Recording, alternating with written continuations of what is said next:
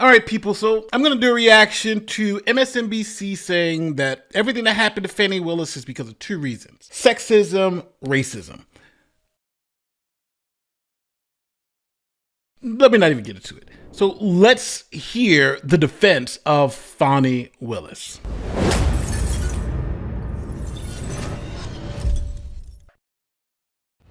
This Washington Post article is pointing out, Charles, that race is an ever-present source of tension in the case, and it highlights not just racial harassment and threats against her. The Post quotes one of Willis's senior deputies writing, quote, "We are both aware, especially as African-American women, some find it difficult to treat us respectfully." I'm just going to say this. This is bull crap. She's the elected DA. She is the boss. She is the boss for all intents and purposes. Everyone has been treating her respectfully. Now, don't get me wrong. Are there some person out there in some rural town who may still be a part of the KKK who may say, I can't treat black? Yes, right? That may be happening. But there's some black person somewhere around who says that all white people are the devil and they hate them. So that is extremes on both sides. But let's just speak in reality. None of this is happening to her because of race. Let's talk about some of the other cases that are out there. Alvin Bragg, Black District Attorney, New York County, criminal prosecution against Trump. Have you heard anything about his sex life? Have you heard anything about him banging one of the prosecutors in the case? Have you heard anything like that? Why? Because he's not doing anything like that. He's not banging one of the prosecutors. He's not taking $20,000 kickbacks from somebody who works for him. He's not doing that. Now, I disagree with his case. I think his case is BS, but he's not doing any of that. Now, if it's all about race, then why not just say that about him? Makes you think, It may not be about race. It may be because, let me just call it what it is. Nathan Wade, her boyfriend and chief prosecutor in the case, the one that she hired, the court said he's a liar. It says he lied. And he lied about sleeping with Fani Willis.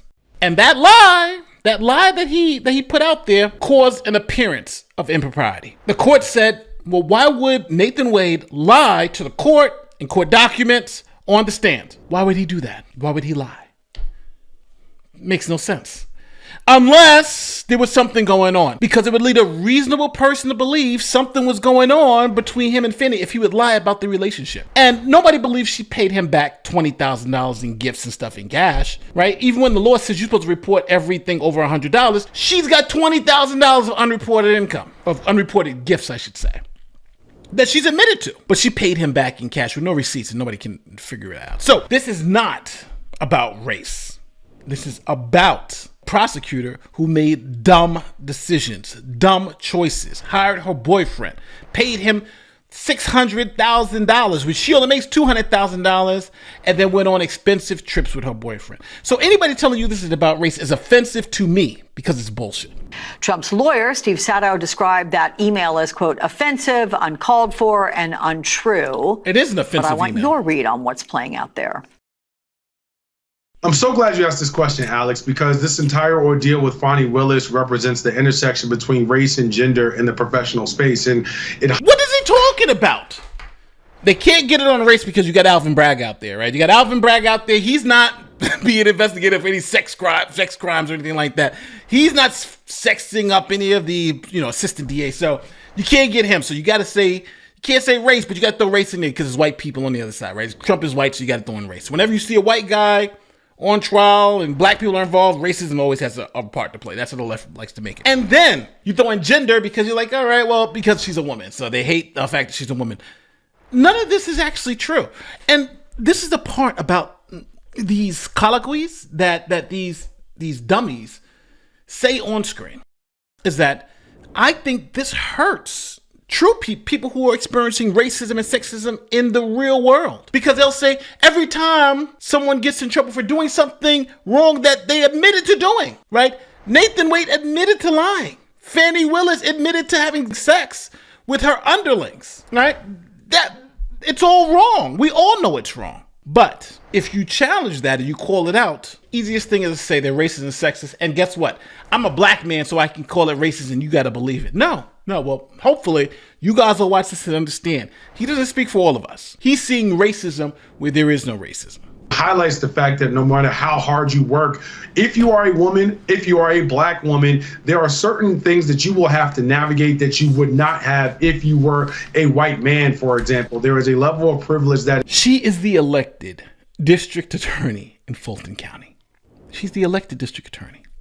She's been given every pomp and circumstance. She's been go to the church and speak. I only call her district attorney Fani Willis. If I saw her, I would call her Your Honor. She gave the court, when she was in court, the court gave her carte blanche to sit up there and tell a story and be all reckless with it and everything. She has been given as much respect as anyone who was in her position. So I would like to see what evidence he has that she's been disrespected in some way. And I want to remind people, she did all this to herself. The lies about when the relationship started, the lies about paying back Nathan Wade, and Nathan Wade lying about everything too. So to say this is about race really cheapens true racism. That is enjoyed here, and that's simply undeniable for Steve. No, it's deniable. For as accomplished and respected an attorney as he may be, to simply scoff and dismiss that is a level of privilege to sort of overlook how these things play out in ways that he may not simply be able to see because of his... Well, hold on. You're calling Steve Sadow as Trump's attorney. They're calling Trump's attorney a racist. He's coming out and saying that it's offensive for you to call me a racist, and he's saying, oh no, he shouldn't be offended. Yeah, he should be offended. You're calling him a racist because she is a dummy, and she did all this stuff under the table. Yeah, I would be offended too if I was Steve Sadow, especially if he's not a racist, which I don't believe Steve is. And since he's not a racist, what you're doing is defaming him, but you can't, unfortunately, racism and those things, you can't sue for defamation. But that's the problem here. His own blind spots. At the end of the day, trying to understand parts of what it is to be discriminated against, what it is to face things that other people don't face when you are not a part of a particular group. Oh my God. Is he really pulling though? If you're not a part, all right. Okay, people. Okay. What is he talking about? Just because you're not a part of a particular group doesn't mean you can't call out. You know what? I'm gonna rewind it because I want to hear that from the beginning. I want to let him say exactly what he wants to say before I respond, because I'm never going to get through this if I keep doing it this way. I'm gonna let him say exactly what he's going to say, then I'm gonna respond. Here we go. Against what it is to face things that other people don't face when you are not a part of a particular group, you give that group the benefit of the doubt. So if you're not a woman, you cannot necessarily tell a woman what is or is not sexism. So if I'm black and I go to a place with all black people and I say all these black people are racist, you got to give me the benefit of the doubt because I'm black. And I've experienced racism before, so I'm saying all these black people are racist, right? That's what he's saying. But if you're white, you can't say something is not racist if a black person says it. This is how you get to the logic of things like believe all women. Because you'd say, well, only these women have been sexually assaulted, so whatever they say sexual assault is. But no, we understand what discrimination is. We understand what racism is. There's objective proofs and objective evidence that you can show that says, okay, someone's being racist against someone else, right? They can admit it. So your color of your skin doesn't mean you have some interior knowledge about what racism is that no one else can understand. If it's racist, it should be racist to us all. But this is how you get these little problems where it's just something racist to him. It's supposed to be racist to us all. Like this Fani Willis thing. It's racist to her and it's racist to this guy. So we should all take it as racism. And if you're white, you can't say it's not racist because that's not available to you. Now, if I say, which I am saying, it's not racist and all this is BS, then it's because I'm really a coon. I want to be why this is. I can't just look at the evidence, evaluate it, and say, I think you're wrong. This is the problem. This is the problem. And this is why I think people like this and MSNBC think they're helping the cause. They're hurting the cause because I don't, like, whenever this guy says something is racist, I just won't believe it because I think he's full of crap. If you haven't necessarily experienced it, it's very difficult for you to call something not racist if you're not someone who's ever experienced what racism actually feels like. And so while I do understand why Steve Sadow may have sort of been offended by it, at the end of the day, it truly is undeniable. But what about on the other side of that coin? Because he said if you haven't experienced racism, you can't just say it's racism. But what if someone calls you or claims that you're being racist or you're a racist and you say, no, that's not right?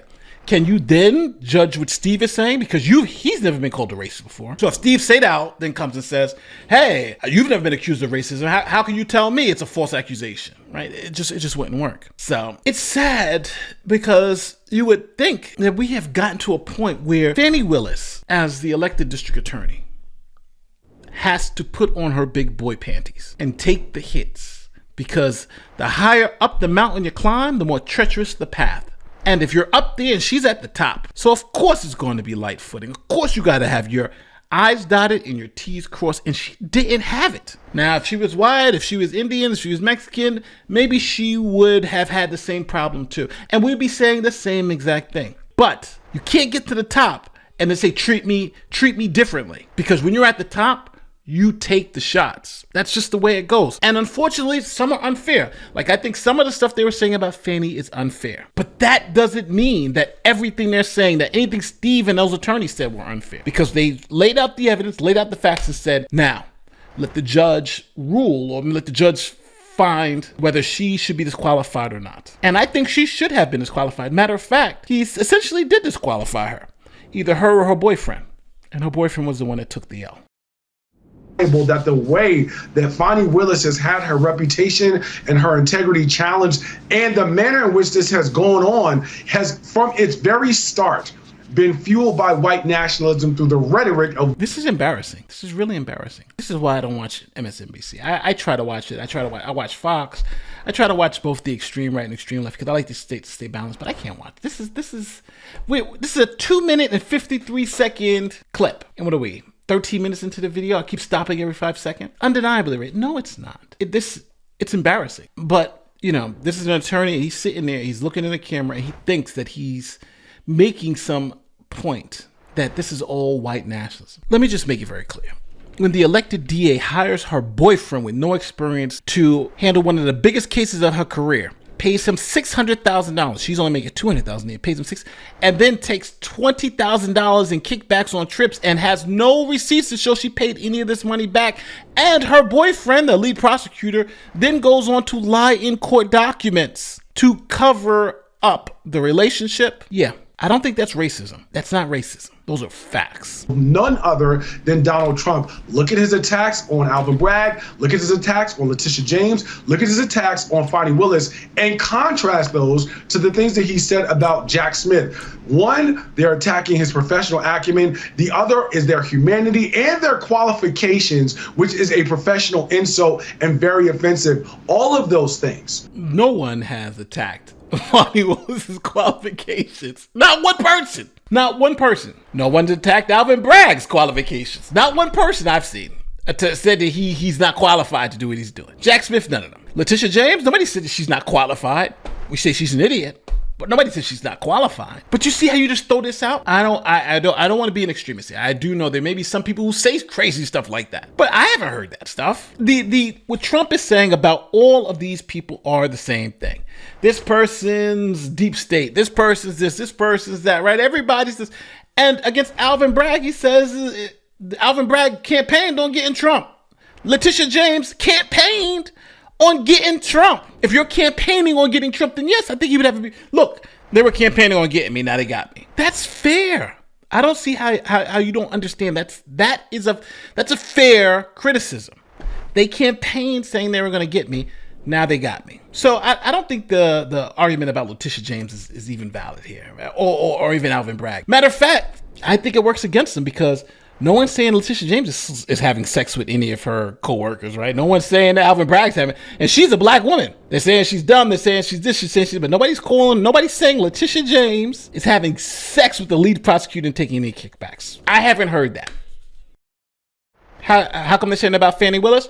Oh, is it white nationalism, or is it because they have evidence from another black man, Terrence Bradley, who told Trump's team, a black man, Terrence Bradley, told the Trump team that this is what was going on with Fani Willis. So it wasn't even a white nationalist that it came from. It was a black. It was Nathan Wade's best friend. If I keep stopping this, we're going to stay here forever. I got to let this play out to the end because it upsets me when people make such bad arguments for bullshit. Are rooted in white nationalism and speak to the very point that Fani Willis was making about that intersection of race and gender. Thank you for that well-spoken reality check. I appreciate you and all of that. Thank you. Thank you for that well-spoken reality check. He just said garbage. He literally said garbage. Essentially, this whole interview could be summed up with racist, racist, racist. They challenge Fani because they're white nationalist racist, racist, racist, racist. And on top of that, if you challenge the fact that they're saying it's racist or sexist, then you yourself are racist and sexist, because who are you to challenge the race and sexism if you're not a woman and you're not black? Matter of fact, I like what he said. He was like, you have to give them the benefit of the doubt. That's how you believe all women. Give them the benefit of the doubt. They say it's racist, then it's racism. No, nobody gets the benefit of the doubt. I'm sorry, my friend. If someone says something happened to them, they have to show me evidence that it happened. Convince me that their conclusion is reasonable and rational. You guys' conclusions are not. Don't forget, like, share, subscribe, do all that great YouTube stuff. Tell me where I'm wrong in the comment section. My name is Nate the Lawyer, and I'll see you in the next one. Peace.